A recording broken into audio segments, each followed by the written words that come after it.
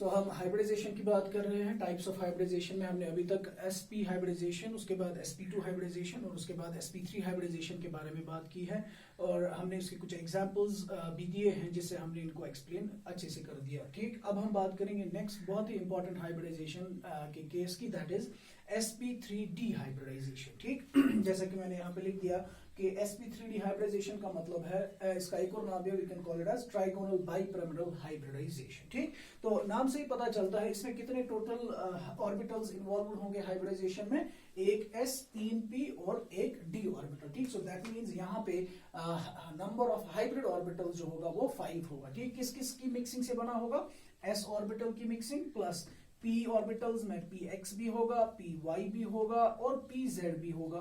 ठीक है, and out of the 5d orbitals you'll remember that it is the dz square orbital which will take part in sp3d hybridization। ठीक, तो 5 orbitals ने hybridisation में हिस्सा ले लिया। As a result of that, new 5 orbitals will also be formed। ठीक है, और ये 5 हाइब्रिड ऑर्बिटल्स अगर हम बताएं इनका डायरेक्शनल नेचर क्या होगा, you already no, VSEPR theory में भी हमने बताया था कि अगर 5 इलेक्ट्रॉन पेयर्स है, वो 5 इलेक्ट्रॉन पेयर्स किस तरह से रिपल्शन करते हैं in an arrangement, minimum repulsion किस तरह से करते हैं in an arrangement, that is what we call as trigonal bipyramidal. I hope कि आप लोगों के जहन में अभी तक भी वो मॉडल, वो जो डायग्राम हमने दिखाई थी वो होगी। ठीक, तो 5 ऑर्बिटल्स जो यहाँ पे बनेंगे, they will be directed in a trigonal bipyramidal arrangement। ठीक, and if you remember the trigonal bipyramidal arrangement is like this, let's say this is the central atom। ठीक, तो उसमें 5 ऑर्बिटल्स होंगे and out of the 5 orbitals you know there are 3 orbitals, 3 hybrid orbitals, 3 hybrid orbitals जो होंगे they will be directed at an angle of 120 degree. जिन 3 bonds को हमने नाम दिया था, अगर याद होगा आप लोगों को, we would call these 3 bonds as equatorial bonds. ठीक, इसी तरीके से जो बाकी 2 ऑर्बिटल्स है, वो 2 ऑर्बिटल्स जो होंगे they will be present on the axis of this equilateral triangular plane। ठीक, so if we join, if we consider these 5 orbitals, this orbital and this orbital, these 3 will be in one plane, और इस plane के perpendicular जो होगा axial position पे, इसकी जो imaginary axis है, इस ट्राइगोनल प्लेन की इमेजिनरी एक्सिस जो है, उस इमेजिनरी एक्सिस पे बाकी 2 हाइब्रिड ऑर्बिटल्स प्रेजेंट होंगे। ठीक, और इस तरह की जो ज्योमेट्री है, इस तरह की ज्योमेट्री को हम ट्राइगोनल बाइपिरामिडल हाइब्रिडाइजेशन कहते हैं। ठीक, तो हमने ऑलरेडी भी इसके बारे में बात की थी, हमने वहां पे बताया था कि ये 3 बॉन्ड्स जो है, जिनको एक्सियल बॉन्ड्स हमने कहा, सॉरी इक्वेटोरियल बॉन्ड्स कहा था, इनके दरमियान एंगल होता है 120 डिग्री। इन 2 बॉन्ड्स को हमने नाम दिया था एक्सियल बॉन्ड्स, और इनका जो बॉन्ड एंगल होता है that is equal to 180 degree. This axial makes an angle of 90 degree with the equatorial, with this equatorial as well। Similarly, this axial bond forms makes an angle of 90 degree with this equatorial and this equatorial। ठीक है, अब एक और important चीज हमने कही थी, वो ये कि जो एक्सियल बॉन्ड्स होते हैं वो थोड़े से लंबे होते हैं। ठीक है ना, axial bonds are relatively longer than the equatorial bonds. ठीक है, क्लियर। अब हम इसी चीज को हम यहाँ पे हम आज देखेंगे कि ये एक्सियल बॉन्ड्स थोड़े से ज्यादा बड़े क्यों होते हैं, और ये इक्वेटोरियल बॉन्ड जो है ये इससे छोटे क्यों होते हैं, और इनके दरमियान एंगल 120 डिग्री क्यों होता है। ठीक है, इस चीज को हम एक्सप्लेन करने के लिए एक रूल याद रखेंगे, that rule is what we call as Bent's rule. मैंने शायद वेस्पर थ्योरी में भी कहा था कि हम बेंट्स रूल के बारे में आगे पढ़ेंगे। बेंट्स रूल क्या कहता है? बेंट्स रूल कहता है नंबर 1, पहली चीज ये कि अगर इस तरह की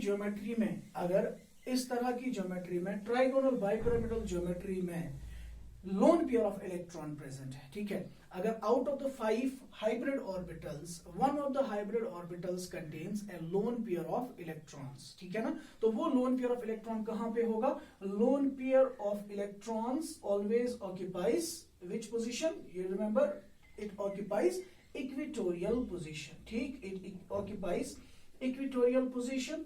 और अगर इस तरह की ज्योमेट्री में आपके पास 2 तरह के एटम्स हैं, you have more electronegative and less electronegative element, you will always remember that more electronegative element will always occupy axial position. ठीक, so more electronegative element occupies axial positions, occupies axial position. So you remember Bend's rule. Bend's rule कहता है कि अगर trigonal bipyramidal geometry में 5 hybrid orbitals में से कोई भी orbital loan pair of electrons है, ठीक है, तो वो लोन पेयर ऑफ इलेक्ट्रॉन्स हमेशा कौन सी पोजीशन को ऑक्यूपाई करेगा? That will occupy equatorial positions, ठीक है। और अगर उसमें दो तरह के एटम्स है तो जो ज्यादा इलेक्ट्रोनेगेटिव एटम होगा वो एक्सियल पोजीशंस को ऑक्यूपाई करेगा, ठीक। अब इसका रीजन क्या है? रीजन समझने के लिए अगर हम यहाँ पे एक इसको फिर से एक बार देखेंगे, यहाँ पे मैं रब कर रहा हूं।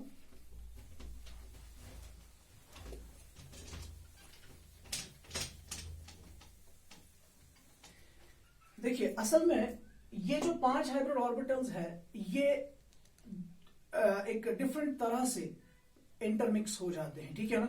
इसमें क्या होता है, एक s और 2 p ऑर्बिटल्स, एक s और 2 p ऑर्बिटल्स आपस में मिक्स होते हैं और ये pz और ये dz स्क्वायर आपस में मिक्स होते हैं, ठीक। So we have 2 types of mixtures here, ठीक है ना।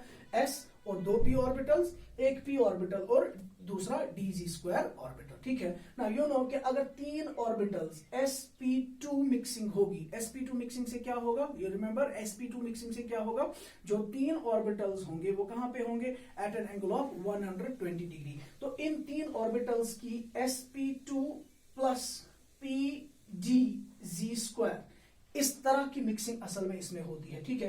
तो इसकी वजह से 3 ऑर्बिटल्स जो हाइब्रिड ऑर्बिटल्स बनेंगे वही 3 हाइब्रिड ऑर्बिटल्स कहां पे डायरेक्टेड होंगे?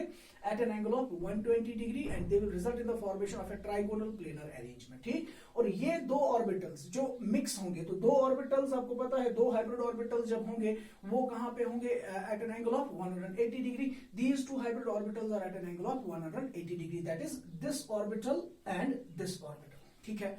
अब अगर आप देखें इसमें s कैरेक्टर, इसमें अगर हम देखें इसमें s ऑर्बिटल का कैरेक्टर प्रेजेंट है और इसमें s ऑर्बिटल का कैरेक्टर एब्सेंट है, ठीक है ना। तो बेंट्स रूल असल में क्या कहता है? असल में बेंट्स रूल का मतलब ये है कि जहां पे जिन ऑर्बिटल्स में, जिन पोजीशंस में s कैरेक्टर ज्यादा होगा, जिस पोजीशन में s कैरेक्टर ज्यादा होगा, जिस पोजीशन पे s कैरेक्टर ज्यादा होगा, लोन पेयर उसी पोजीशन पे पाया जाएगा, लोन पेयर उसी पोजीशन पे पाया जाएगा, ठीक। क्यों? क्योंकि हमने लास्ट टाइम बताया था कि लोन पेयर ऑफ इलेक्ट्रॉन जो होता है वो एक फैला हुआ इलेक्ट्रॉन क्लाउड होता है, ठीक है।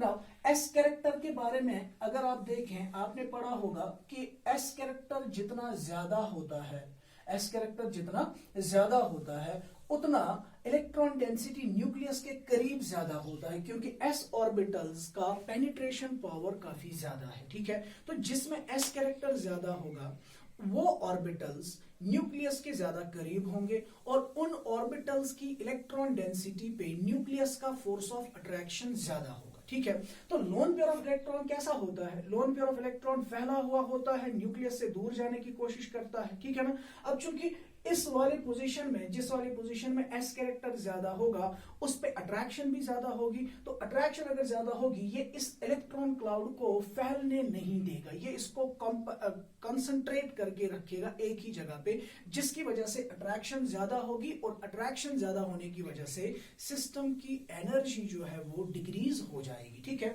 सो ओवरऑल में हम ये कहेंगे कि जहां पे s कैरेक्टर ज्यादा प्रेजेंट है वहां पे क्या होगा? अट्रैक्शन ज्यादा होगी और वहीं पे loan pair of electrons occupy होंगे, ठीक है। सिमिलरली अब ये जो p और d की वजह से एक्सियल पोजीशंस जनरेट हो रही हैं, अब तो जो एक्सियल पोजीशंस आप देख रहे हो यहाँ पे, इस एक्सियल पोजीशन में आप देख रहे हैं कि ये किससे बना है? p और d की कॉम्बिनेशन की वजह से, दैट मींस इसमें s कैरेक्टर प्रेजेंट नहीं है और इस इन इक्वेटोरियल पोजीशंस पे s कैरेक्टर प्रेजेंट है, तो यहाँ पे अट्रैक्शन ज्यादा है, इन दो में अट्रैक्शन कम है। तो ऑब्वियसली जब अट्रैक्शन कम होगी, यहाँ का जो हाइब्रिड ऑर्बिटल होगा और यहाँ का जो हाइब्रिड ऑर्बिटल होगा, इनके इलेक्ट्रॉन क्लाउड्स ऑब्वियसली न्यूक्लियस के उतने ज्यादा करीब नहीं होंगे जितने ज्यादा करीब ये 3 ऑर्बिटल्स की इलेक्ट्रॉन डेंसिटी होगी। As a result of that these orbitals will be a little bit ये एनलार्ज्ड होंगे, ठीक है ना, ये थोड़े से बड़े होंगे और जब ऑर्बिटल्स का साइज बड़ा होगा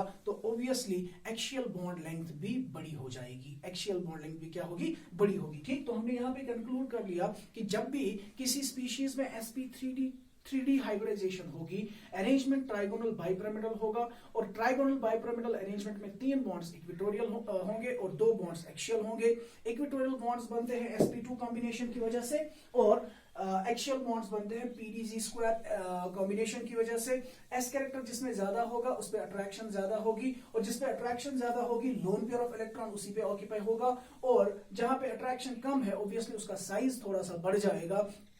थोड़ा सा साइज बढ़ने की वजह से बॉन्ड लेंथ जो है वो भी इंक्रीज हो जाएगी। ठीक है, नाउ इन इस हाइब्रिडाइजेशन को फर्दर एक्सप्लेन करने के लिए will be discussing some important examples. ठीक,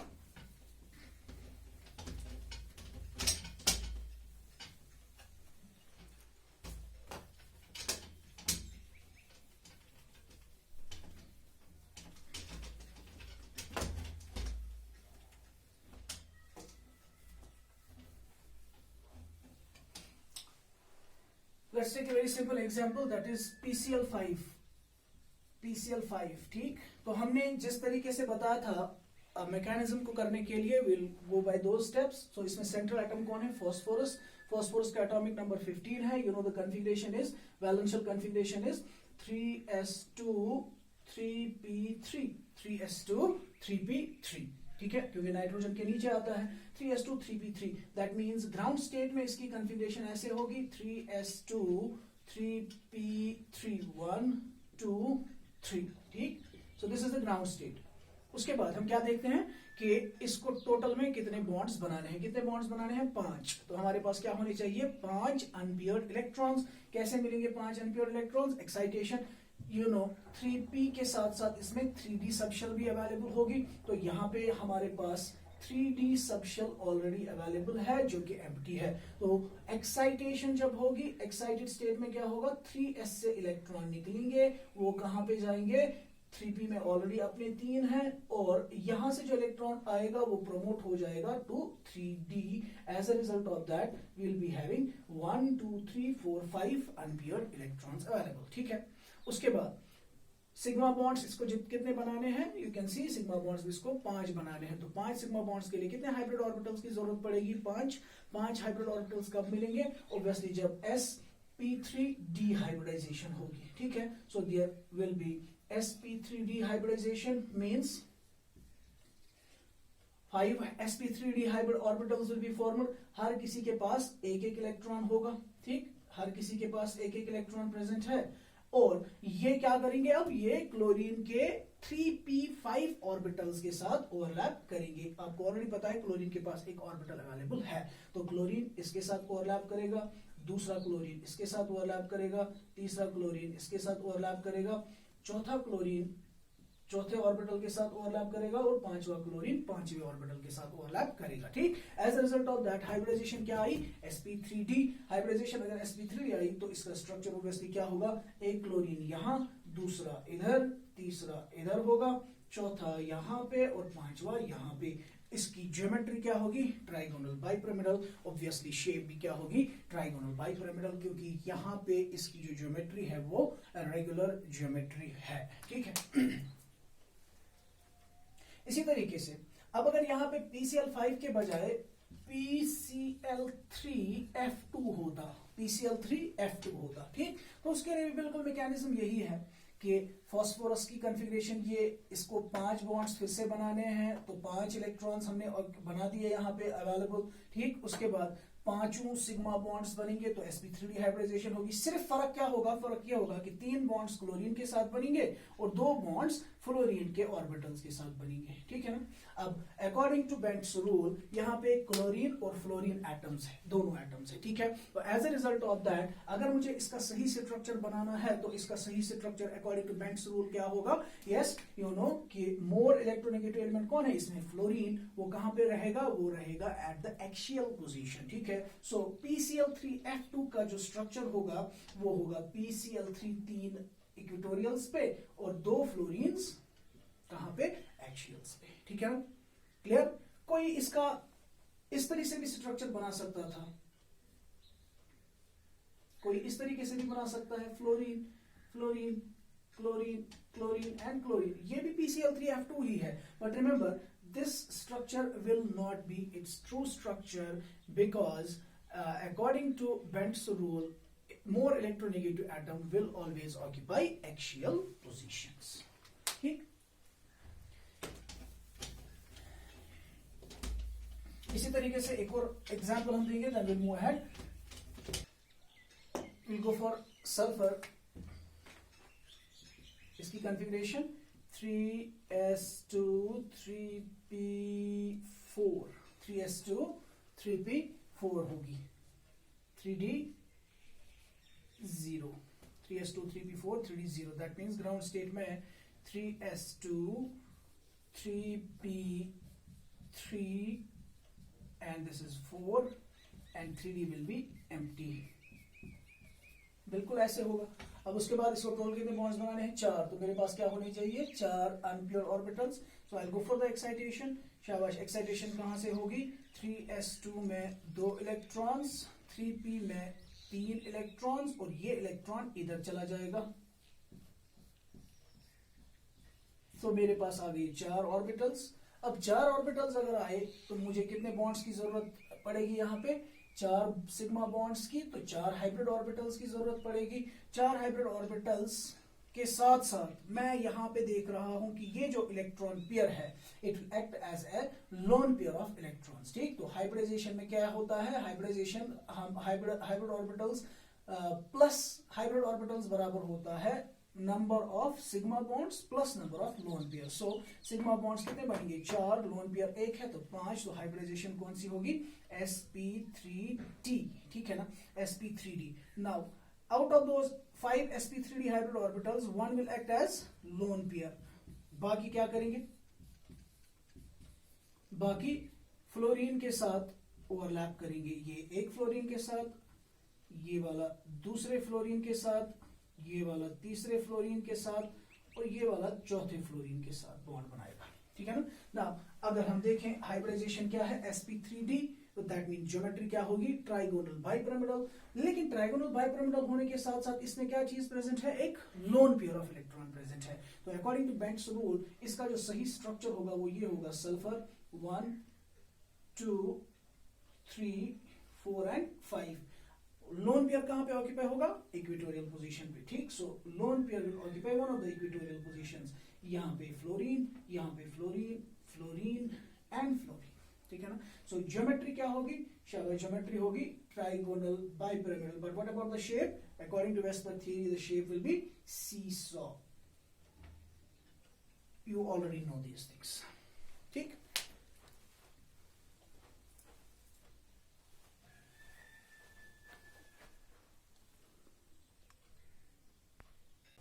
सो नेक्स्ट केस हमारा है sp3d2 हाइब्रिडाइजेशन, जिसको हम ऑक्टाहेड्रल हाइब्रिडाइजेशन का नाम भी दे सकते हैं. ठीक, तो नाम से ही पता चलता है, फिर से बिल्कुल वैसे ही हम करेंगे. sp3d2 का मतलब है एक s 3p ऑर्बिटल्स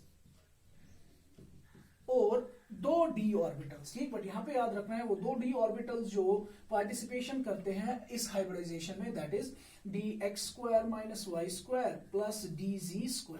ठीक है, तो ये 6 ऑर्बिटल्स आपस में मिक्स हो जाते हैं. ठीक, तो जब 6 ऑर्बिटल्स मिक्स होंगे तो हाइब्रिड ऑर्बिटल्स कितने बनेंगे, 6 हाइब्रिड ऑर्बिटल्स बनेंगे. और आप लोगों को याद होगा 6 ऑर्बिटल्स या 6 इलेक्ट्रॉन पेयर्स मिनिमम रिपल्शन किस अरेंजमेंट में करते हैं, वो मिनिमम अरेंजमेंट करते हैं ऑक्टाहेड्रल मिनिमम रिपल्शन करते हैं ऑक्टाहेड्रल अरेंजमेंट में. ठीक, अगर आप लोगों को ये अच्छे से समझना है फिर से, तो आपको वेस्पर थ्योरी का वीडियो फिर से एक बार रिपीट करना होगा अगर आपको कोई कंफ्यूजन होगा. ठीक है, तो वहां पे आप देखेंगे, वहां पे हमने मॉडल से भी दिखाया है, हर कोई केस हमने वहां पे दिखाया है, ट्राइगोनल बाइपिरामिडल भी दिखाया है, ऑक्टाहेड्रल भी दिखाया है, और बाकी सारे केसेस भी दिखाए हैं. ठीक है, so whenever there are 6 hybrid orbitals, hybridization is sp3d2. The arrangement of the 6 hybrid orbitals will be octahedral. ठीक, और octahedral कैसे होता है, अगर ये सेंट्रल एटम है, 4 बॉन्ड्स रहेंगे on the plane of the board which will result in the formation of a square planar type of arrangement.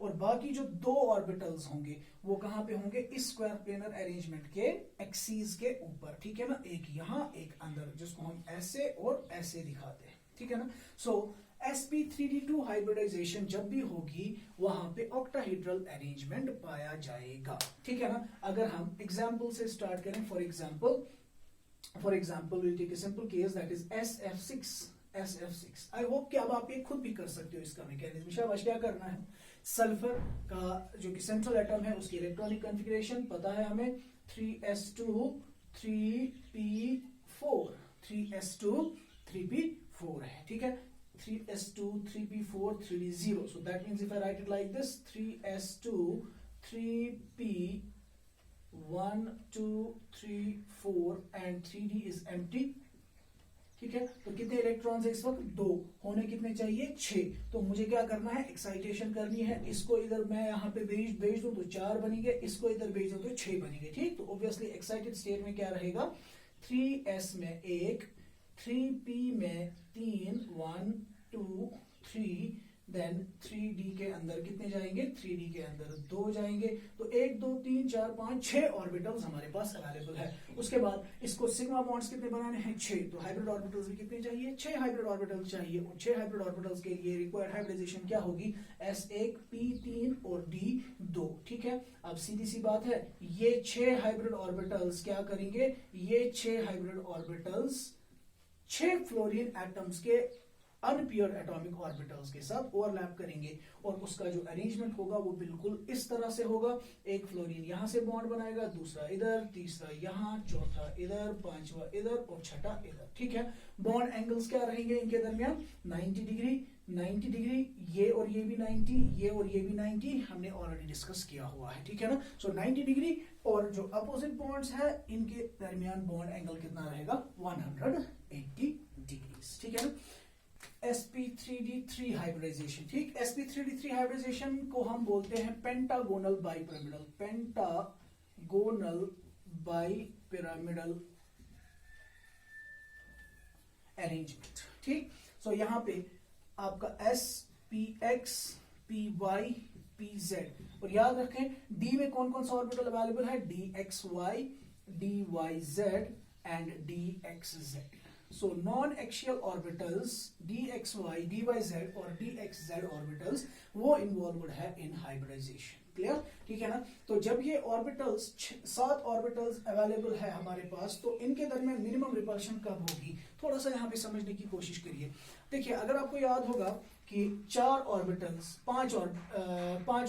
थे, 5 ऑर्बिटल्स के लिए हम क्या करते थे, if you remember, 3 in plane, 1 on 2 on the axis, ठीक है ना। और यहां पे हमने क्या बताया था कि ये ट्राइगोनल बेस है, ऊपर से भी एक पिरामिड बनेगा, नीचे से भी एक पिरामिड बनेगा, ठीक है ना। फिर 5 से हमने इंक्रीज किया टू 6, वहां पे हमने क्या देखा, हमने 4 की बेस बनाई, ठीक है ना, स्क्वायर प्लेनर बेस बनाई, और बाकी 2 कहां पे रखे, एक ऊपर और एक नीचे, जिससे ऊपर भी एक पिरामिड बना, नीचे भी एक पिरामिड बना, जिसको हमने ऑक्टाहेड्रल या स्क्वायर बाई पिरामिड का नाम दिया है, ठीक है ना। अब इस वक्त हमारे पास कितने हैं, वी हैव 7 ऑर्बिटल्स, ठीक। तो 7 ऑर्बिटल्स के लिए अब आप खुद बोल सकते हैं कि अरेंजमेंट क्या होगा, शाबाश, अरेंजमेंट क्या होगा 7 के लिए। अब प्लेन में कितने रहेंगे, 5 रहेंगे प्लेन में, और वो 5 ऑर्बिटल्स कैसे डायरेक्टेड होंगे, they will be directed in the form of A pentagon, ठीक है। वो ये सेंट्रल एटम है, एक होगा इधर, दूसरा होगा इधर, तीसरा इधर, चौथा इधर और पांचवा इधर, ठीक है ना। सो बेस कितनों की बनी, 5 की, in the form of pentagon, so you call it as pentagonal. और बाकी 2 कहां रहेंगे, इस पेंटागन की एक्सिस के ऊपर, एक इधर और एक इधर, ठीक। एज अ रिजल्ट ऊपर भी एक पिरामिड बनेगा, नीचे भी एक पिरामिड बनेगा, ठीक है ना, जिसलिए हम इसका नाम देते हैं पेंटागोनल बाई पिरामिडल, ठीक है। अब यहाँ पे याद रखेंगे कि जो यहाँ इस प्लेन में प्रेजेंट है ये वाले बॉन्ड्स, ये 5 बॉन्ड्स, इनका जो एंगल होता है that is equal to 72 degree, ठीक है। इनके दरमियान एंगल कितना रहता है, 72 डिग्री। इस एक्सियल और इसके दरमियान कितना होगा, ऑब्वियसली ये यहाँ पे असल में इधर है, ये बॉन्ड असल में इधर है, तो कितना होगा बॉन्ड, इन 5 के साथ ये क्या बनाएगा, 90 डिग्री बॉन्ड बनाएगा। इसके और इसके दरमियान क्या होगा, 180 डिग्री। इस तरह के अरेंजमेंट को हम क्या नाम देते हैं, pentagonal bipyramidal arrangement, pentagonal bipyramidal arrangement, ठीक है। तो अब आप अगर हम एक एग्जांपल इसका कर लें, the example will be IF7, ठीक। तो अब आप खुद भी कर सकते हो घर पे ट्राई। आयोडीन का वैलेंस शेल कॉन्फ़िगरेशन लिखेंगे, फिर देखेंगे कितने इलेक्ट्रॉन्स चाहिए हमें, अनपेयर्ड इलेक्ट्रॉन्स, फिर देखेंगे कितने हाइब्रिड ऑर्बिटल्स की जरूरत है, तो हाइब्रिडाइजेशन आप देखेंगे obviously it will be equal to sp3d3, sp3d3, ठीक है। सो इस तरीके से हमने सभी टाइप्स ऑफ हाइब्रिडाइजेशन को एक्सप्लेन किया। Now will be trying to find out a shortcut approach जिससे हम किसी भी मॉलिक्यूल का, नीट में अगर क्वेश्चन पूछा जाए किसी भी मॉलिक्यूल की हाइब्रिडाइजेशन, इसकी ज्योमेट्री या इसकी शेप क्या होगी, तो हम दोनों कॉन्सेप्ट्स को इन्वॉल्व करके, that is both VSEPR theory as well as this valence bond theory, इनके कॉन्सेप्ट्स को हम यूज करके जल्दी से आंसर बता सकते हैं कि किसकी हाइब्रिडाइजेशन भी क्या है, इसकी ज्योमेट्री क्या है और इसकी शेप क्या है, ठीक है ना। सिर्फ इतना ही नहीं, अगर हमने क्वेश्चन पूछा जाए इसमें कितने इलेक्ट्रॉन पेयर्स प्रेजेंट है, कितने लोन पेयर्स है, कितने बॉन्ड पेयर्स है, ठीक है ना। इनफैक्ट ये भी पूछा जाए कि इसमें जो पाई बॉन्ड है उसका नेचर क्या है, ठीक है ना, ये पी पाई है, पी पाई डी पाई है कि डी पाई बॉन्ड है, ठीक है ना। हम सारे क्वेश्चंस का आंसर दे सकते हैं, ठीक है। तो सिंपल यहाँ पे हम फिर से वहीं पे आते हैं कि मैंने जो पिछले लेक्चर्स में आपको बताया था कि अगर आपको स्ट्रक्चर ड्रॉ करना आता है मॉलिक्यूल का, तो आप केमिकल बॉन्डिंग के 80% ऑफ द क्वेश्चंस को सॉल्व कर पाएंगे, ठीक है ना। Geometry, hybridization, type of bond, number of lone pairs, ये सारे क्वेश्चंस जो है ये डिपेंड करते हैं इस मॉलिक्यूल के स्ट्रक्चर के ऊपर, ठीक है ना। If you are able to draw the structure correctly, you will be able to answer any of these questions, ठीक। तो अब हमारे पास अगर हमें हाइब्रिडाइजेशन निकालनी हो, ठीक है, हाइब्रिडाइजेशन निकालने के लिए हम क्या करते हैं, हम स्टीरिक नंबर निकालते हैं। स्टीरिक नंबर किसके बराबर होता है, ऑलरेडी भी हमने बताया है, स्टीरिक नंबर बराबर होता है sigma bonds number of sigma bonds plus lone pair of electrons, number of sigma bonds plus number of lone pair of electrons, ठीक है। और यही sigma bonds plus number of lone pair of electrons किसके बराबर होता है, you know that is equal to number of hybrid orbitals, ठीक है, नंबर ऑफ हाइब्रिड ऑर्बिटल्स, ठीक। तो अगर आपको नंबर ऑफ हाइब्रिड ऑर्बिटल्स पता चला, you can predict the hybridization. अगर हाइब्रिड ऑर्बिटल्स का नंबर 2 है तो दैट मींस कौन सी हाइब्रिडाइजेशन, sp। अगर नंबर 3 है तो हाइब्रिडाइजेशन क्या होगी, sp2। अगर हाइब्रिड ऑर्बिटल्स का नंबर 4 आया देन हाइब्रिडाइजेशन इज sp3। अगर 5 आया sp3d, अगर 6 आया sp3d2 और अगर 7 आया sp3d3 होगा, sp3d3 होगा, ठीक। और ये sigma bonds plus lone pairs आपको कहां से पता चलेंगे, if you are able to draw the structure of the compound properly, ठीक है ना। तो आपको पता चल जाएगा कि इसमें कितने सिग्मा बॉन्ड्स है, कितने लोन पेयर्स है, उसके अकॉर्डिंग आप बोलेंगे कि इसका हाइब्रिडाइजेशन क्या होगा, ठीक। उसके साथ साथ हमारे पास एक और फॉर्मूला भी है, बहुत सारे फॉर्मूलाज है, लेकिन ये फॉर्मूला जो है ये किसी मॉलिक्यूल में आपको गलत आंसर देते हैं, इसलिए बेटर है कि आप हमेशा स्टीरिक नंबर वाला मेथड यूज करें, हमेशा मॉलिक्यूल का स्ट्रक्चर ड्रॉ करें। अगर आपको नहीं आता है स्ट्रक्चर को ड्रॉ करना तो आप वीडियो लेक्चर देख सकते हैं, लिविस स्ट्रक्चर पार्ट 1 और लिविस स्ट्रक्चर पार्ट 2। उससे पहले उसको कनेक्ट करने के लिए आप देखेंगे कॉन्सेप्ट ऑफ वैलेंसी, ठीक है ना, कॉन्सेप्ट ऑफ वैलेंसी भी उसी में है शायद, तो वो भी आप वहां पे चेक कर सकते हैं, ठीक। एक और फॉर्मूला है, नंबर ऑफ हाइब्रिड ऑर्बिटल्स किसके बराबर होता है, number of hybrid orbitals is equal to 1/2 of number of valence electrons on the central atom v, number of valence electrons on the central atom plus m का मतलब है number of monovalent atoms around the central atom, ठीक है, minus c का मतलब क्या है, अगर ये कैटाइन है तो उतने नंबर ऑफ इलेक्ट्रॉन्स को हमें क्या करना है, माइनस करना है सेंट्रल एटम से, ठीक है ना, प्लस a। अगर ये एनाइन है तो उतने नंबर ऑफ इलेक्ट्रॉन्स ऐड करने हैं, ठीक। तो अगर यहां से आपका वैल्यू h का 2 आता है तो sp2, अगर h का वैल्यू 3 आता है, सॉरी, अगर h का वैल्यू 2 आता है sp3 आता है sp2, 4 आता है sp3 एंड सो ऑन, ठीक है ना। हम कुछ एग्जांपल्स करेंगे जो अभी तक हमने ऑलरेडी किए हुए हैं, थोड़ा सा जल्दी अंडरस्टैंड करने के लिए। फॉर एग्जांपल CH4 का ले लें, अब मुझे यहाँ पे मैकेनिज्म ड्रॉ करने की जरूरत नहीं है. What I have to do, I will use both the two formulas. ठीक है ना. तो सबसे पहले अगर मैं क्या करूं, मैं इसका स्ट्रक्चर ड्रॉ करूं. स्ट्रक्चर ड्रॉ करने के लिए हमने क्या किया है, हमने क्या बताया है, हम देखेंगे कि इनकी वैलेंसी सेटिस्फाई होनी चाहिए. तो ये कार्बन है, कार्बन की वैलेंसी क्या है 4, हाइड्रोजन है वैलेंसी है 1. तो सिंपल मेथड है, एक हाइड्रोजन, दूसरा हाइड्रोजन, तीसरा हाइड्रोजन और चौथा हाइड्रोजन. बन गया स्ट्रक्चर. स्ट्रक्चर बन गया तो इसका स्टीरिक नंबर देखिए, सिग्मा बॉन्ड्स कितने हैं 1 2 3 4. So that means number of hybrid orbitals कितना आया, number of hybrid orbitals is equal to 4. When the number of hybrid orbitals is equal to 4, what is the hybridization? The hybridization is sp3. और हमने यही तो find भी किया था, hybridization sp3 होती है CH4 मॉलिक्यूल की. ठीक है ना. अब ये फॉर्मूला जरा अप्लाई करके देख लीजिए. देखिए H is equal to 1/2. Valence electrons on the central atom. याद रखिए ये V का मतलब है valence electrons on the central atom. So carbon का atomic number 6, configuration 2 and 4. So number of valence electrons कितने हैं 4 है, 1/2 ऑफ, चलो मैं इधर लिखता हूं 4 प्लस मोनोवैलेंट्स, हाइड्रोजन है ना मोनोवैलेंट, 1 2 3 4 प्लस 4 माइनस, क्या ये कैटाइन है, नहीं. क्या ये एनाइन है, नहीं. तो माइनस भी कुछ नहीं होगा, प्लस भी कुछ नहीं होगा. 4 plus 4 is 8, 8/2 is 4. H is equal to 4. Hybridization is sp3. ठीक है ना. सिमिलरली हम कुछ और भी एग्जाम्पल्स देखते हैं जिनको हम सिंपली देख के ही बता सकते हैं आंसर हमारा कि इसकी हाइब्रिडाइजेशन क्या होगी. चलिए शाबाश. अगर मुझे हाइब्रिडाइजेशन पता चल गई, मैं ज्योमेट्री बोल सकता हूं ना. Hybridisation is sp3. ज्योमेट्री क्या है, ज्योमेट्री टेट्राहेड्रल है. ठीक है ना. और अगर sp3 हाइब्रिडाइजेशन है, अगर मुझे शेप बतानी है तो मैं देखूंगा हाइब्रिडाइजेशन के बाद में देखूंगा कि क्या इस पे कोई लोन पेयर ऑफ इलेक्ट्रॉन तो नहीं है. लोन पेयर ऑफ इलेक्ट्रॉन कोई नहीं है. 4 ऑर्बिटल्स है, चारों के चारों बॉन्ड पेयर्स है. वेस्पर थ्योरी कहता है शेप भी क्या होगी, टेट्राहेड्रल ही होगी. ठीक है.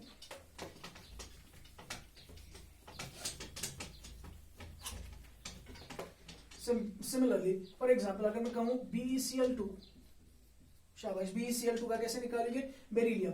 बेरिलियम को आपको पता है बेरिलियम कॉन्फ़िगरेशन, हमें मैकेनिज्म इस वक्त नहीं करना है. बेरिलियम क्लोराइड, बेरिलियम की वैलेंसी क्या है 2 है, क्लोरीन की वैलेंसी क्या है 1 है. तो एक क्लोरीन के साथ, दूसरे क्लोरीन के साथ. बेरिलियम के अराउंड कितने इलेक्ट्रॉन्स बचे, 1 और 2 ही थे इसके पास. एक इधर से यूज हो गया, एक इधर से यूज हो गया. ठीक है ना. तो स्टीरिक नंबर कितना आ गया, steric number is equal to 2. That means hybridization is sp2. Sorry, sp. Hybridization is sp. Similarly, H is equal to 1/2 of beryllium. Beryllium का एटॉमिक नंबर है ना 4, कॉन्फ़िगरेशन 2 and 2. तो वैलेंस इलेक्ट्रॉन्स कितने हुए 2. ठीक. Into number of monovalents. Number of monovalents कितने हैं, chlorine और क्लोरीन मोनोवैलेंट है, इनटू 2. न्यूट्रल है तो -C प्लस A कुछ नहीं होगा. 2 into 2 is 4, 4/2 is 2. H is equal to 2 means again hybridization is sp. ठीक है. Similarly, NH3, शाबाश, NH3 का ट्राई करें.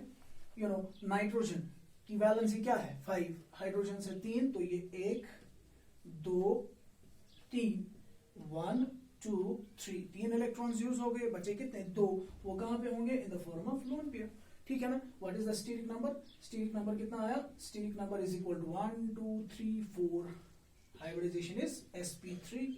Hybridisation is sp3. इसी तरीके से अगर आप H निकालिए is equal to 1/2 of number of valence electrons on nitrogen कितने हैं 5 into नंबर ऑफ मोनोवैलेंस कितने हैं, नंबर ऑफ मोनोवैलेंस कितने हैं, शाबाश, 1 2 and 3. 5 प्लस, ये इंटू नहीं है प्लस है, सॉरी, हमने बताया था कि प्लस है. 1/2 of V plus M minus C plus A. हाँ, प्लस. ठीक है ना. So 5 plus 3, that is 5 plus 3 is 8. 8/2 is 4. That is sp3. So what is the geometry of ammonia?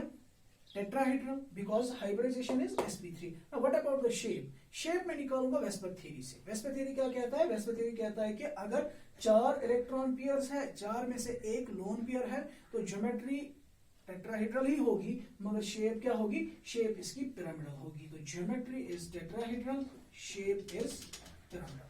ठीक, shape is pyramidal.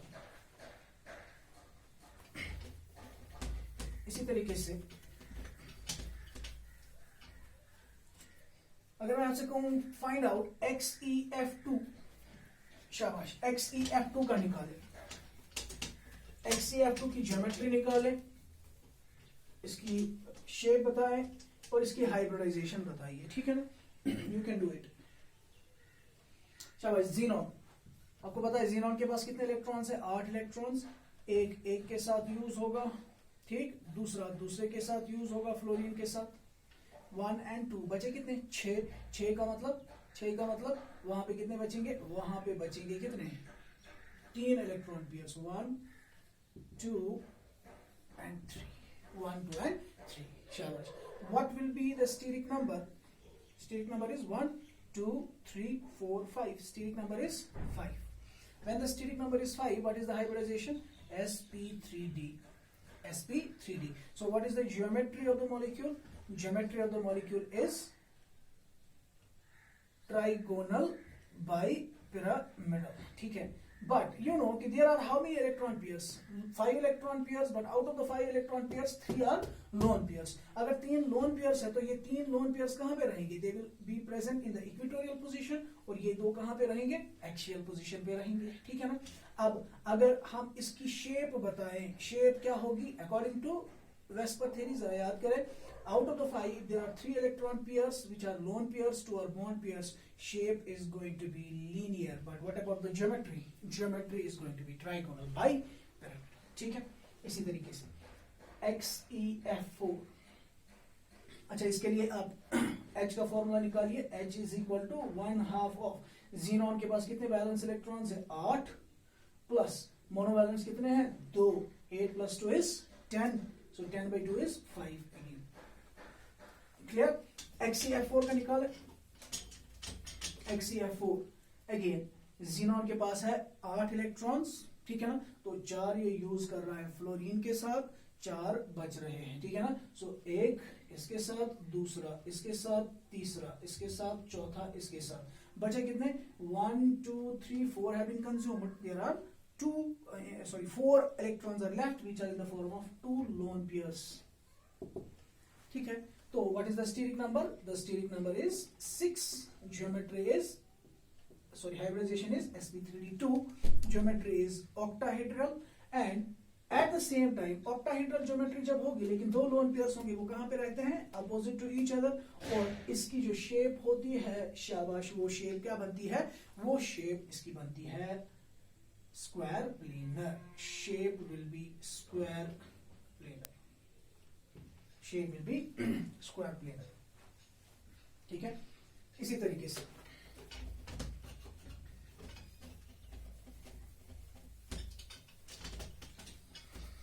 For example let's find out hybridization, shape and geometry of XeO2F2, ठीक है। फिर से शाबाश, XeO2F2, ठीक, xenon के पास कितने इलेक्ट्रॉन्स है, 8, ठीक है ना। तो 8 में से क्या करेगा, फिलहाल मैं टेंटेटिव स्ट्रक्चर बनाता हूं, 8 में से 2 फ्लोरीन्स के साथ, ठीक है, और ऑक्सीजन कितने हैं, 4, 2 ऑक्सीजन है, तो एक ऑक्सीजन के साथ डबल बॉन्ड, दूसरे ऑक्सीजन के साथ double bond, fine.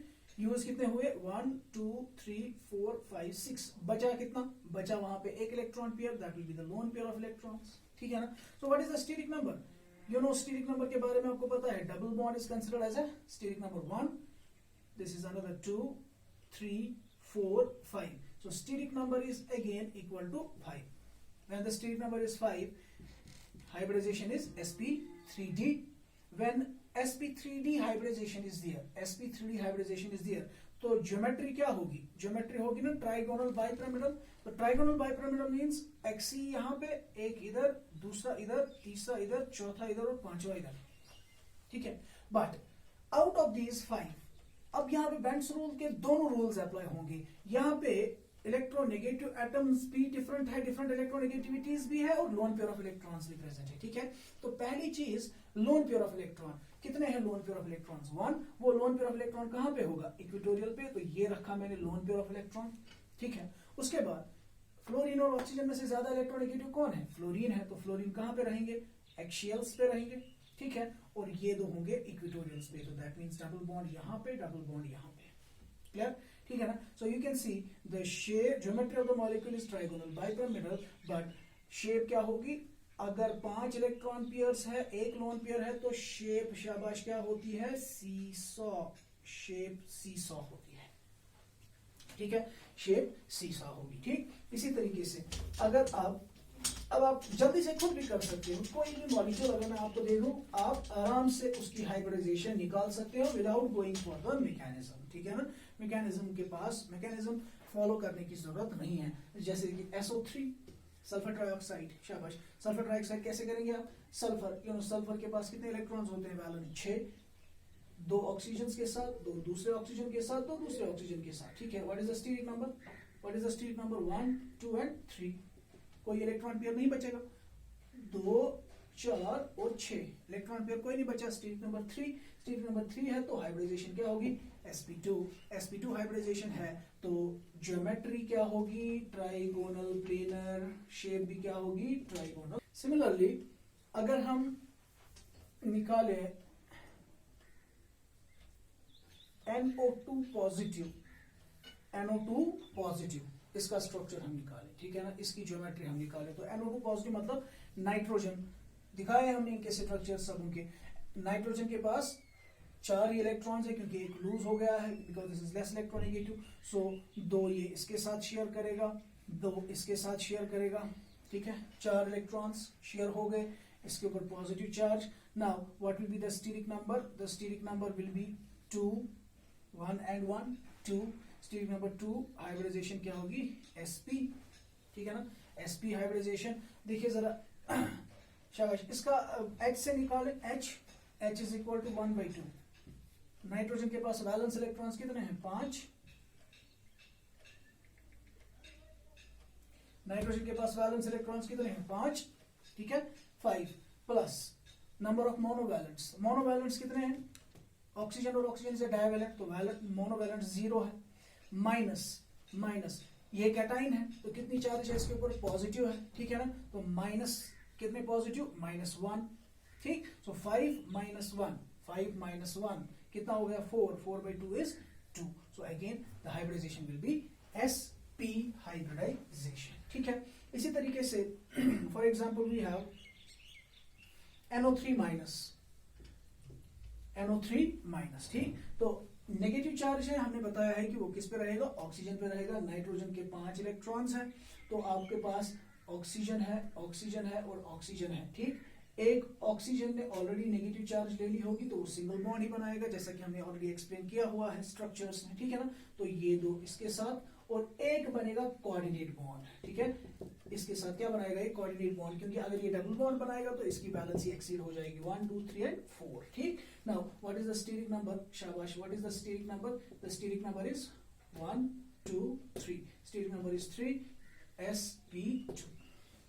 sp2, if you take H is equal to 1/2 of valence electrons of nitrogen कितने हैं, 5 प्लस मोनोवैलेंट है कोई, मोनोवैलेंट कोई नहीं है, 0, -C कैटाइन नहीं है, एनाइन है, तो एनाइन है तो क्या करना है, होगा प्लस, कितनी नेगेटिव चार्ज है, 1 + 1, so 5 + 1 is 6, 6/2 is 3, again hybridisation क्या होगी, sp2 हाइब्रिडाइजेशन होगी, ठीक है ना। इसी तरीके से you can try ICl2 positive and I3-, शाबाश, ट्राई करें इसका, ICl2 पॉजिटिव एंड I3-।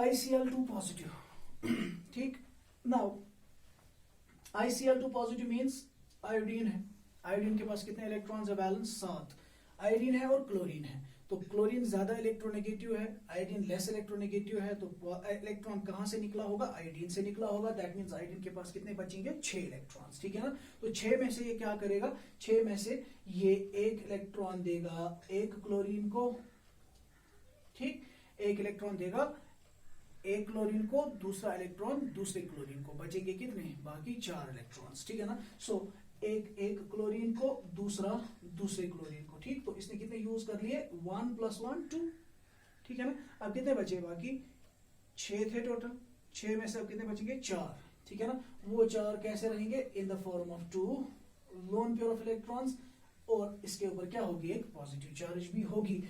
देखिए आयोडीन के पास थे ना आपने कितने इलेक्ट्रॉन, 7, 1 2 3 4 5 एंड 6, एक जो है वो लूज कर दिया, इसीलिए तो इसके ऊपर पॉजिटिव चार्ज आ गई, ठीक है ना। सो अब जरा काउंट करें steric number will be equal to 1 2 3 4, steric number is 4, hybridization is sp3, geometry is tetrahedral, but what about the shape, shape क्या होगी, 2 लोन पेयर्स है तो शेप क्या होगी, ऑब्वियसली बेंड शेप होगी। फाइन, जरा H वाला फॉर्मूला यूज करें, 1/2 ऑफ आयोडीन के पास 7 वैलेंस इलेक्ट्रॉन्स प्लस मोनोवैलेंस कितने हैं, 2, 7 + 2, 7 + 2 इज, एक तो 7 + 2, अब चूंकि ये कैटाइन है तो क्या करना है, -1, 7 + 2 is 9, 9 - 1 is 8, 8/2 is 4, that is again sp3, ठीक। नेक्स्ट जरा देखें I3 का हमने लास्ट टाइम बताया था स्ट्रक्चर, एक आयोडीन दूसरा आयोडीन तीसरा आयोडीन, आयोडीन के पास 7 इलेक्ट्रॉन्स है, ये एक इसके साथ शेयर करेगा, ठीक है, एक इसके साथ शेयर करेगा तो बाकी इसके पास क्या बचेंगे, 1 2 3 4 5 6 7, ठीक है ना। अब ये आयोडीन जो है, इस आयोडीन के पास भी क्या होंगे, 7 इलेक्ट्रॉन्स।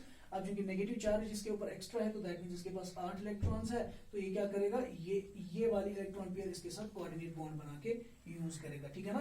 तो नेगेटिव चार्ज ओवरऑल इस पूरे मॉलिक्यूल के ऊपर रहेगा, ठीक। Now you can find out what is the steric number कितना निकलेगा, 1 2 3 4 5, 1 2 3 4 and 5, steric number 5, that means hybridization is sp3d, hybridization is sp3, then geometry is TBP, but what about the shape, 1 2 3, 3 electron pairs lone pairs, 2 bond pairs, तो linear shape हो जाएगी, ठीक है ना। इसी तरीके से हम किसी भी मॉलिक्यूल की हाइब्रिडाइजेशन को सिर्फ उसको देख के ही बता सकते हैं, सिर्फ हमें क्या करना है, उसका स्ट्रक्चर ड्रॉ करना है, ठीक है ना।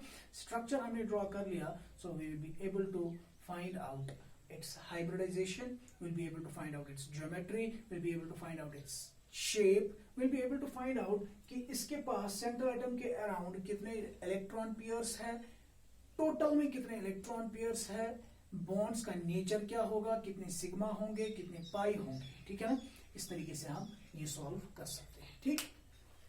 सो अब हम बात करेंगे hybridization of odd electron species के बारे में, ठीक। तो ऑड इलेक्ट्रॉन स्पीशीज क्या होते हैं, इनके बारे में हमने ऑलरेडी बात की हुई है, ठीक है ना। सो यहाँ पे आपको याद रखना है कि ऑड इलेक्ट्रॉन स्पीशीज में 2 केसेस हमें देखने हैं। नंबर 1, पहला केस जो है, if the terminal atom has electronegativity less than 2.5, ठीक। अगर हमारे पास एक ऐसा ऑड इलेक्ट्रॉन स्पीशीज है जिसके सेंट्रल एटम के साथ जो सराउंडिंग टर्मिनल एटम्स लगे हुए हैं, ठीक, तो वो टर्मिनल एटम्स अगर इनकी इलेक्ट्रोनेगेटिविटी 2.5 से कम है, 2.5 से कम है, ठीक है ना, तो वहां पे क्या होगा, ऑड इलेक्ट्रॉन जो है वो पार्टिसिपेट नहीं करेगा हाइब्रिडाइजेशन में, ठीक। ऑड इलेक्ट्रॉन उस वक्त हाइब्रिडाइजेशन में पार्टिसिपेट नहीं करते हैं, ठीक है ना। मिसाल के तौर पर अगर हम CH3 रेडिकल की बात करें, ठीक है, तो CH3 रेडिकल का अगर हम स्ट्रक्चर ड्रॉ करने की कोशिश करें, we can find it out like this. Carbon के पास 4 इलेक्ट्रॉन्स है, 3 इलेक्ट्रॉन्स 3 हाइड्रोजन्स के साथ ये शेयर करेगा और बचा एक यहाँ पे अनपेयर्ड ऑड इलेक्ट्रॉन, ठीक है ना। अब अगर हमें इसकी हाइब्रिडाइजेशन को प्रेडिक्ट करना है तो if we will calculate the steric number, what will be the steric number, इसके लिए स्टीरिक नंबर 1, इसके लिए 2, इसके लिए 3, ठीक है ना। अब ये ऑड इलेक्ट्रॉन बचा, ठीक है ना। अब चूंकि एक बॉन्ड में 2 इलेक्ट्रॉन्स होते हैं और स्टीरिक नंबर 1 होता है, तो ऑड इलेक्ट्रॉन के लिए हम स्टीरिक नंबर 0.5 यूज करेंगे, ठीक है। सो अगर स्टीरिक नंबर कितना आया है हमें 3.5, स्टीरिक नंबर इज 3.5, ठीक। Now since in this case hydrogen has an electronegativity 2.1, you know कि इसकी इलेक्ट्रोनेगेटिविटी 2.5 से कम होती है, तो यहाँ पे जो ये ऑड इलेक्ट्रॉन स्पीशीज है, ये ऑड इलेक्ट्रॉन जो प्रेजेंट है ये हाइब्रिड ऑर्बिटल में प्रेजेंट नहीं होगा, ठीक। उसी का मतलब है कि it will not participate in hybridization, ठीक है ना। This odd electron will be present in the pure p orbital, ठीक। ये हाइब्रिड ऑर्बिटल में नहीं होगा, तो हाइब्रिड ऑर्बिटल्स कितने रहेंगे यहाँ पे, 1 2 and 3। So steric number 3.5 will be taken approximately equal to steric number 3. ठीक, so if it has a steric number 3, that means the hybridization of this species will be sp2.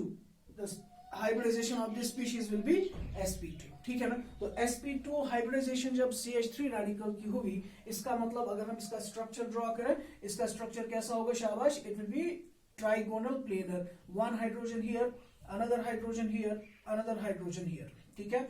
और बचा ये odd electron, ये कहां पे होगा, क्योंकि आपको पता है sp2 में एक अनहाइब्रिड p ऑर्बिटल रहता है, ठीक है ना, तो वो कहां पे होगा, that will be in a plane perpendicular to the plane containing hybrid orbitals, and it is this pure p orbital which has not participated in hybridization which will hold this unpaired electron, ठीक है। तो इस तरीके का structure CH3 radical का होगा, ठीक है। नंबर सेकंड रूल इज, अगर इलेक्ट्रोनेगेटिविटी टर्मिनल एटम की 2.5 से ज्यादा है, ठीक है, अगर टर्मिनल एटम की इलेक्ट्रोनेगेटिविटी 2.5 से ज्यादा है, तो उस वक्त क्या होगा, ऑड इलेक्ट्रॉन जो हमारे पास प्रेजेंट है, ये वाला ऑड इलेक्ट्रॉन हाइब्रिड ऑर्बिटल में होगा, ठीक। The odd electron will be present in the hybrid orbital, ठीक है।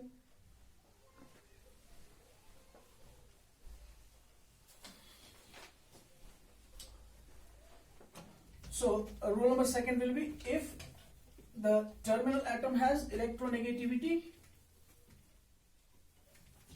greater than 2.5, ठीक है ना, उस वक्त क्या होगा, और इलेक्ट्रॉन पार्टिसिपेट्स इन हाइब्रिडाइजेशन।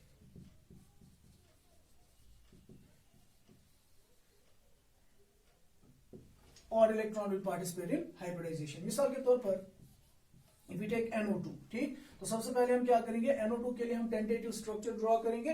तो आप लोगों को पता है ऑलरेडी, हमने बताया भी है इसका स्ट्रक्चर कैसे होता है। दो ऑक्सीजन एटम्स है, तो ये दो इलेक्ट्रॉन्स इस ऑक्सीजन के साथ शेयर करेगा, दो इलेक्ट्रॉन्स इस वाले ऑक्सीजन के साथ शेयर करेगा, ठीक है। अब out of the 5 electrons it will contain 1 electron which will be present as an odd electron, ठीक है ना, जो कि ऑड इलेक्ट्रॉन के फॉर्म में रहेगा। ये आपको समझ में आ रहा होगा, ठीक है। नाइट्रोजन के पास 5 इलेक्ट्रॉन्स है, 1 2 3 4, they have been utilized, now it is left with 1 electron, ठीक है ना।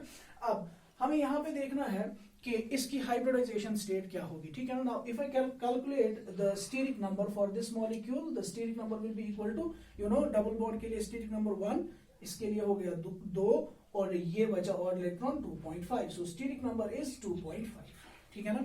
नाउ क्योंकि अभी हमने बताया कि electronegativity of the terminal atom अगर 2.5 से ज्यादा है, तो 2.5 से ज्यादा होती है ऑब्वियसली ऑक्सीजन की, ठीक, you know, oxygen is a very much electronegative element, ठीक है।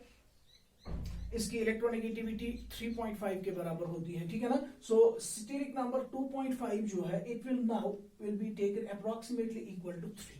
इससे पहले वाले केस में हमने क्या लिया था कि हमने बोला था कि ये ऑड इलेक्ट्रॉन हाइब्रिड ऑर्बिटल में नहीं होगा, बट इस वाले केस में odd electron will participate in hybridization, that means it will be occupying an a hybrid orbital, ठीक। So how many hybrid orbitals will be there, 1 2 and 3, ठीक। तो steric number will be equal to 3. If the steric number is equal to 3, what will be the geometry of the molecule? The geometry of the molecule will be trigonal planar, that means the structure of the molecule will be like this, ठीक है, it will be like this, ठीक है ना। Now you can clearly find it out, याद रखिएगा कि NO2 molecule जो है, इसकी ज्योमेट्री क्या होती है, इसकी ज्योमेट्री ट्राइगोनल प्लेनर होगी, बट चूंकि ट्राइगोनल प्लेनर होने की वजह से, अब जरा इसकी शेप बताइए, तो शेप कौन डिफाइन करेगा, shape will be defined by the bonds only, ठीक है ना। सो इसकी शेप क्या होगी, बेंट होगी। NO2 molecule will be a bent molecule, ठीक। इसी तरीके से if we talk about for example ClO2, ठीक, what will be the hybridization state of ClO2। So chlorine के पास कितने इलेक्ट्रॉन्स है, 7 इलेक्ट्रॉन्स है, तो आप क्या करेंगे, टेंटेटिव स्ट्रक्चर बनाएंगे। क्लोरीन 2 इलेक्ट्रॉन्स, 2 इस ऑक्सीजन के साथ, 2 इलेक्ट्रॉन्स दूसरे ऑक्सीजन के साथ, ठीक। तो कितने यूज हुए, 1 2 3 4, how many are left, 3 electrons, ठीक है ना। सो एक होगा एक लोन पेयर, दूसरा होगा ऑड इलेक्ट्रॉन, ठीक, एक होगा लोन पेयर, दूसरा होगा odd electron. What will be the steric number, steric number will be equal to 1 2 3 and 3.5, steric number is 3.5, ठीक है ना। चूंकि ऑक्सीजन है, इलेक्ट्रोनेगेटिव एलिमेंट है, ये और इलेक्ट्रॉन भी हाइब्रिड ऑर्बिटल में होगा, दैट मींस 0.5 के बजाय it will be taken approximately equal to 4, ठीक है ना. So the hybridization of the ClO2 molecule will be sp3. ठीक है, इट विल बी sp3. इसका स्ट्रक्चर कैसे होगा? The structure will look like this: ClO2, एक लोन पेयर और एक ऑड इलेक्ट्रॉन. ठीक, हाइब्रिडाइजेशन होगी sp3, ज्योमेट्री होगी टेट्राहाइड्रल, और शेप इसकी क्या होगी? शेप ऑब्वियसली इसकी बेंट होगी. You can clearly find it out. ठीक, इसी तरीके से ClO3 का अगर आप स्ट्रक्चर ड्रॉ करने की कोशिश करें, you try to find out what will be the hybridization state and what will be the structure of this molecule. You can say chlorine के पास 7 इलेक्ट्रॉन्स हैं, एक ऑक्सीजन के साथ, 2 दूसरे ऑक्सीजन के साथ और 2 दूसरे ऑक्सीजन के साथ, बचा एक इलेक्ट्रॉन, वो होगा as an odd electron. But चूंकि electronegativity of oxygen is more, it is present in a hybrid orbital. So 3.5 will be taken approximately equal to 4. Again, the hybridization will be sp3. ठीक है ना, इसकी hybridisation जो है वो भी sp3 ही होगी. ठीक, आई होप कि आप लोगों को ये कॉन्सेप्ट समझ में आ गया. ठीक है, now let's move to the last thing regarding the VBT, that is the limitations of VBT.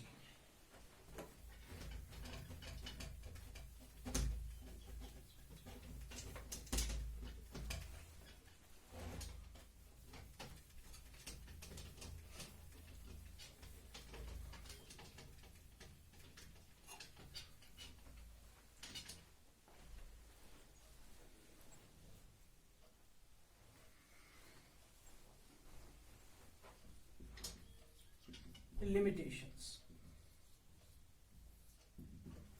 Although VBT could explain bonding of various molecules, जो इससे पहले वाली theories ने explain नहीं किए थे, ठीक है ना, लेकिन फिर भी इसकी कुछ important limitations थी. ठीक ना, सबसे important जो इसकी limitation थी वो ये, number 1, कि it could not explain the magnetic behavior of molecules. ठीक, magnetic behavior of molecules. क्या मतलब मैग्नेटिक बिहेवियर? यू नो कि on the basis of magnetic properties these compounds या substances have been classified into 2 categories. One is paramagnetic, another is diamagnetic. ठीक, तो paramagnetic क्या होता है? पैरामैग्नेटिक वो सब्सटेंसेस होते हैं जो जिनको जब एक्सटर्नल मैग्नेटिक फील्ड में डाला जाएगा तो वो वहां पे they show weak attraction, they are weakly attracted by the external magnetic field. ठीक, and diamagnetic substances are those which when placed in an external magnetic field they do not show attraction, rather they are weakly repelled by the external magnetic field. ठीक, but यहाँ पे आपको पता है कि already paramagnetic होने के लिए क्या कंडीशन है? पैरामैग्नेटिक कौन होते हैं? वो डायमैग्नेटिक कौन होते हैं? पैरामैग्नेटिक होने के लिए कंडीशन है उस मॉलिक्यूल के अंदर, उस स्पीशीज के अंदर क्या होने चाहिए प्रेजेंट? Unpaired electron. एटलीस्ट एक अनपेयर्ड इलेक्ट्रॉन उसमें होना चाहिए. ठीक है ना, अगर इसमें एक अनपेयर्ड इलेक्ट्रॉन या एक से ज्यादा अनपेयर्ड इलेक्ट्रॉन्स प्रेजेंट है तो वो पैरामैग्नेटिक इन नेचर होगा, attracted by external magnetic field. और अगर कोई अनपेयर्ड इलेक्ट्रॉन नहीं है तो वो वीकली रिपेल होना चाहिए, इट शुड बी डायमैग्नेटिक. ठीक, now let's say for example on the basis of VBT अगर हम देखें O2 मॉलिक्यूल कैसे बनेगा, हमने ऑलरेडी इसको एक्सप्लेन किया है, तो जल्दी से मैं यहाँ पे दिखाऊंगा. यू नो, ऑक्सीजन, इसकी कॉन्फ़िगरेशन है 2s2 2p4, that means 2s2 2p4 1 2 3 and 4. ठीक, दूसरा ऑक्सीजन जो है उसके पास भी यही कॉन्फ़िगरेशन होगी, 2s2 2p4, it will be like this. So उसके बाद हमने बताया था कि what will happen, these orbitals will overlap. पहले क्या होगा? pz के साथ ओवरलैप करेगा, सिग्मा बॉन्ड बनेगा. दूसरा py या px के साथ ओवरलैप करके पाई बॉन्ड बनाएगा. ठीक, एज अ रिजल्ट ऑक्सीजन और ऑक्सीजन के दरमियान क्या होगा? Double bond. और ये इलेक्ट्रॉन पेयर और ये electron pair they will remain as lone pairs. ठीक, this will be the structure of oxygen. Now अगर हम VBT के हिसाब से देखें, तो जब ये ऑक्सीजन मॉलिक्यूल बनेगा, ये जो अनपेयर्ड इलेक्ट्रॉन इसमें प्रेजेंट है ये इसके साथ कंबाइन होकर पेयर अप हो जाएगा, ये अनपेयर्ड इलेक्ट्रॉन इसके साथ कंबाइन होकर पेयर अप हो जाएगा. ठीक, so on the basis of VBT what should be the fate, what should be the nature of this oxygen molecule, should it be paramagnetic or diamagnetic? Yes, obviously, since there are no unpaired electrons, it should be diamagnetic in nature, ठीक है ना. But जब हम experimentally oxygen molecule को external magnetic field में डालते हैं, ठीक है ना, what we see there is, we see that oxygen is a paramagnetic substance, ठीक, oxygen is a paramagnetic substance. That means VBT के basis पे हम इसका paramagnetism explain नहीं कर पाते हैं, ठीक है ना. So we cannot explain the magnetic property of various molecules. एक एग्जाम्पल हमने दिया ऑक्सीजन मॉलिक्यूल का, ठीक है. ये सबसे बड़ी लिमिटेशन थी, ठीक. नंबर सेकंड,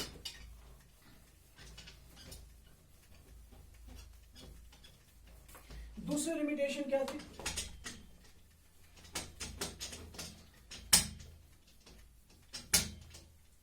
दूसरी लिमिटेशन है it can not explain the colour of compounds, ठीक. कंपाउंड्स में कलर कैसे पाया जाता है? बहुत सारे कंपाउंड्स हमारे पास कलर्ड इन नेचर होते हैं, बहुत सारे कंपाउंड्स कलरलेस होते हैं, ठीक है ना. तो सब्सटेंस कलर्ड क्यों है और कोई सब्सटेंस, कोई कंपाउंड कलरलेस क्यों है, ठीक है ना. This theory was not able to explain the formation of colour in compounds, ठीक है ना. तो कलर कैसे बनता है ये हम बाकी नेक्स्ट आने वाली थियरी यानी कि मॉलिक्यूलर ऑर्बिटल थियरी से एक्सप्लेन कर सकते हैं कि कलर कैसे एक मॉलिक्यूल के अंदर पाया जाएगा, ठीक है ना. So VBT could not explain the formation of colour in the compounds, ठीक है. एक और इंपॉर्टेंट लिमिटेशन है इसकी, it could not explain the formation of certain molecules, ठीक है ना, certain species, ionic species. For example, if we say He2 positive, ठीक, या इससे पहले for example H2 positive molecule, ठीक, H2 पॉजिटिव मॉलिक्यूल, ठीक है ना. ये मॉलिक्यूल बनना चाहिए कि नहीं बनना चाहिए, ठीक है ना. देखिए, अगर हम VBT के बेसिस पे जाए, हाइड्रोजन, एक हाइड्रोजन एटम के पास 1s1 कॉन्फ़िगरेशन, दूसरे के पास भी 1s1 configuration, but since H यहाँ पे पॉजिटिव चार्ज है तो दैट मींस एक इलेक्ट्रॉन लॉस हो गया है, इसके पास 1s0 कॉन्फ़िगरेशन है, ठीक. नाउ अगर हम बताएं VBT को, VBT के हिसाब से क्या होता है, दो अनपेयर्ड एटॉमिक ऑर्बिटल्स आपस में ओवरलैप होंगे. तो इसके पास तो अनपेयर्ड इलेक्ट्रॉन है लेकिन इसके पास अनपेयर्ड इलेक्ट्रॉन नहीं प्रेजेंट है, ठीक है ना. So should these two atoms result in the formation of a bond? No, ये बॉन्ड नहीं बनानी चाहिए. That means H2 positive according to VBT should not be formed. क्यों नहीं बनना चाहिए? क्योंकि VBT के हिसाब से बॉन्ड बनने के लिए दो एटम्स के पास अनप्योर ऑर्बिटल्स होने की कंडीशन होनी चाहिए, ठीक है ना. इसके पास है लेकिन इसके पास नहीं है, तो ये इसके ऑर्बिटल के साथ ओवरलैप नहीं करना चाहिए, ये मॉलिक्यूल नहीं बनना चाहिए, ठीक है ना. ये आयोनिक स्पीशीज नहीं बनना चाहिए. But what we see, this type of species is formed, ठीक है. So it could not explain the formation of this kind of species. इसी तरीके से if you have He2 positive, He2 positive, ठीक है, He2 पॉजिटिव, तो He2 positive बनना चाहिए कि नहीं, हम देख लेते हैं. He हीलियम की कॉन्फ़िगरेशन 1s2, दूसरे हीलियम की कॉन्फ़िगरेशन भी 1s2, लेकिन इसने एक इलेक्ट्रॉन लूज किया होगा तो 1s1, ठीक है. अब इसके पास कोई अवेलेबल ऑर्बिटल नहीं है अनपेयर्ड, इसके पास है, ये दो आपस में कंबाइन नहीं होने चाहिए, ठीक है ना. But according to VBT, the molecule should not be formed, the species should not be formed, ठीक है ना. But what we see is He2 positive species is formed, ठीक है, ये बनता है. तो that means VBT could not explain the formation of this molecule, ठीक. इसी तरीके से for example you have He2 minus. Now He2 minus, this species is also formed but VBT cannot explain its formation. कैसे? एक helium है, configuration है 1s2, ठीक, दूसरा हीलियम है, कॉन्फ़िगरेशन है 1s2. अब चूंकि एक एक्स्ट्रा इलेक्ट्रॉन है, इसको दे दीजिए या इसको दे दीजिए, तो the configuration will be 2s1. Now it has unpaired atomic orbital available but इसके पास नहीं है, तो ये दो आपस में बॉन्ड नहीं बनाने चाहिए, मगर ये मॉलिक्यूलर स्पीशीज भी बनता है. सो VBT could not explain the formation of such compounds, such ionic species.